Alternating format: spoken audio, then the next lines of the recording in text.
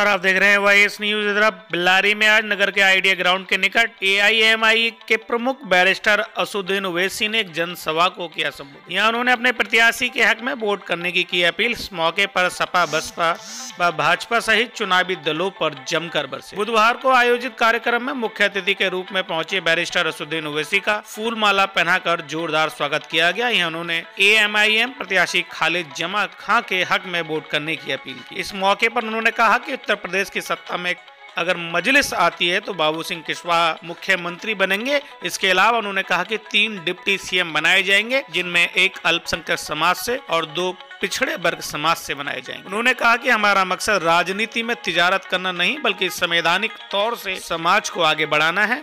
आपको ताकत मिले, आपको आपका हक मिले। बेल्लारी विधानसभा क्षेत्र में एक भी डिग्री कॉलेज नहीं है, कोई लड़कियों की शिक्षा, कोई व्यवस्था नहीं है। बेल्लारी सपा विधायक पर भी तीखे प्रहार किए। उन्होंने कहा कि पिछले 10 साल से बेल्लारी के सपा विधायक ने कोई भी विकास कार्य नहीं किया है और कई आरोप भी बेल्लारी के सपा विधायक पर लगा। अपने भाषण में उन्होंने सपा बसपा पर मुस्लिम को सिर्फ वोट बैंक के रूप में इस्तेमाल करने का भी आरोप लगाया। क्षेत्रीय सपा विधायक को भी घेरा। उन्होंने अपना विकास किया, क्षेत्र की जनता का विकास नहीं किया। अखिलेश जिन्ना का नाम लेते हैं तो उनसे कोई सवाल नहीं करता। उन्होंने कहा कि बीजेपी वाले ओवैसी का नाम से डराते हैं, सपा वाले बीजेपी का नाम लेकर डराते हैं। अंत में उन्होंने कहा कि महिलाओं को आगे बढ़ाना होगा, उनका संविधान में बराबर का हक है। भारत तभी सुपर पावर बन सकता है जब सभी शिक्षित हों। सबसे अंत में उन्होंने एआईएम प्रत्याशी खालिद जमा के हक में वोट करने की अपील की। इस दौरान मुख्य रूप से प्रदेश अध्यक्ष शौकत अली, प्रदेश महासचिव बाजिज अंसारी आदि सहित सैकड़ों की तादाद में लोग उपस्थित रहे। खालिद जमा साहब की तारीफ में यहाँ पर जमा हुए और यकीनन इतने नामसाज हालात के बावजूद भी आपका यहाँ पर आना इस बात का पैगाम देता है कि इंशाअल्लाह ताला 14 फरवरी के दिन बेल्लारी की विधानसभा में एक नई तारीख रकम की जाएगी और यहाँ से इंकलाब होता होगा जो पूरे उत्तर प्रदेश में जा पहुंचेगा इंशाअल्लाह होगा। मेरे अजीज दोस्तों, मेरे गरीब नौजवान साथियों, मेरी सरकार भाइयों, अगर हमको सत्ता से नवाजती है तो इंशाअल्लाह ताला बाबू सिंह कुशवाहा साहब उत्तर प्रदेश के मुख्यमंत्री बनेंगे।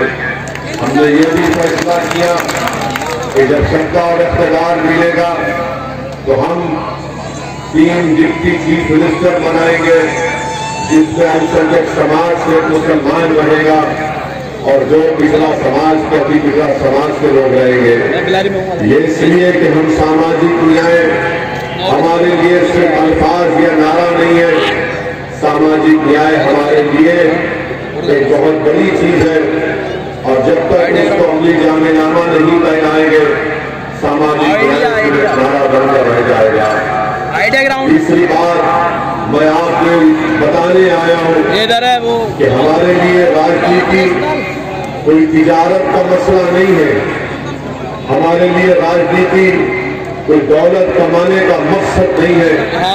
अगर हम राजनीति में आए हैं तो हमारी पार्टी मजलिस इत्तेहादुल मुस्लिमीन का रिकॉर्ड रहा है कि हमने मजलूम आवाम के हक को दिलाने के लिए जो भारत के संविधान में लिखा गया उसको हासिल करने के दिन आप लोग पूरे अज़म और हौसले के साथ आप अपने पोलिंग बूथ को जाइए और जो हमारी माँ बहनें हिजाब पहनती है, निकाब पहनती है, वो भी पहन कर जाएगी।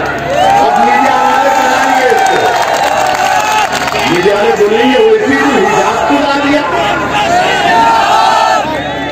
अब आप बताइए, हिजाब और बुर्का पहनना तो हमारा राइट है, हमारा फंडामेंटल राइट है संविधान में। मैं क्या पहनता हूं, क्या खाता हूं, किसी के बाप को झांकने की जरूरत नहीं है। मेरी बेटी क्या पहनेगी, मेरी माँ क्या पहनेगी, मेरी पत्नी क्या पहनेगी, मेरी खाला क्या पहनेगी। अरे तू अपने घर की फिक्र कर, मेरे पीछे क्यों पड़ा है?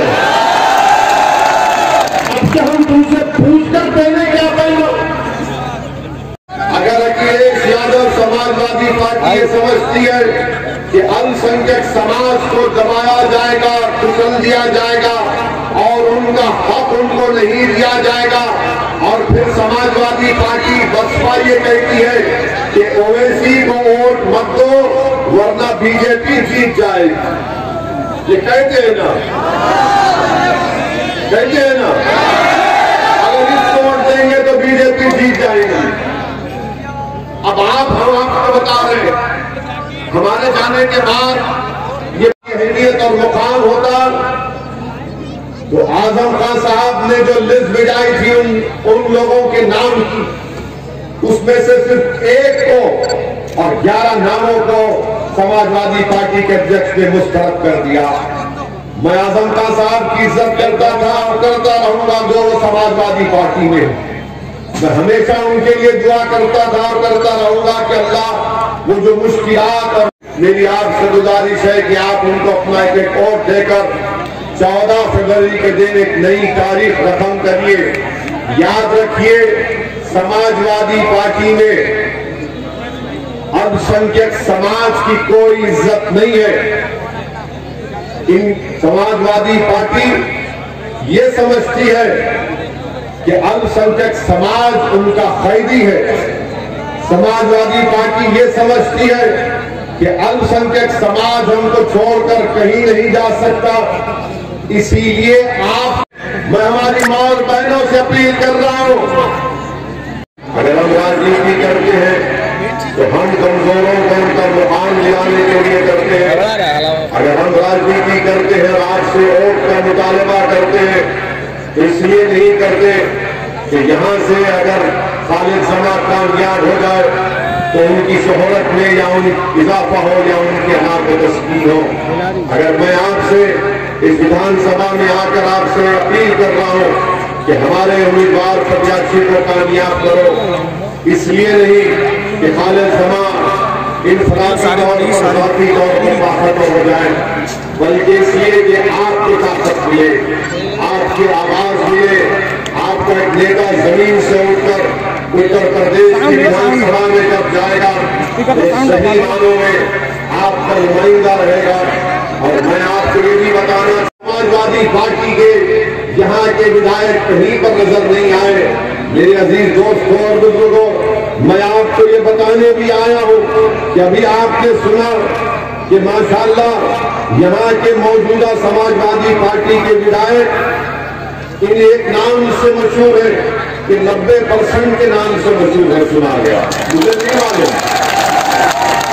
और ये भी हमने सुना कि उन्होंने एक औलिया अल्लाह के दरगाह के आस्थाने के शेख सैयद शेख सलाउद्दीन रहमतुल्लाह अलैह तीसिया दरगाह की जमीन को भी उठा लिया